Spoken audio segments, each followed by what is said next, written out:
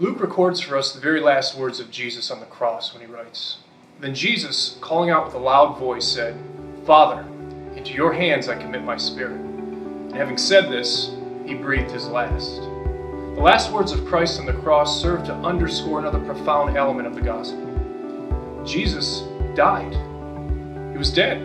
There's no question about that. John's account tells us that in order to speed the death of the crucified victims, the soldiers standing by broke the legs of the men on either side of Christ.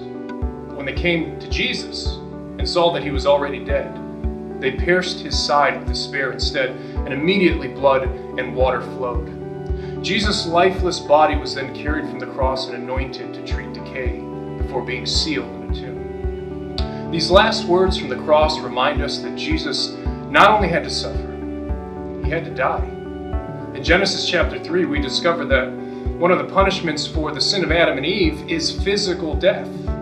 Death happens when the soul is separated from the physical body for which it was made and to which it belongs. This was God's punishment upon mankind for sin, a fact gruesomely reminded to every Israelite when a live offering was killed upon the altar. If Jesus was to bear the sins of mankind, he had to bear the full punishment for that sin. He had to die. Centuries earlier, Isaiah prophesied of the Messiah. He poured out his soul to death and was numbered with the transgressors, and he bore the sins of many. As Isaiah prophesied, Jesus died. And this is wonderful news for you and me, because like Jesus, every one of us is going to die.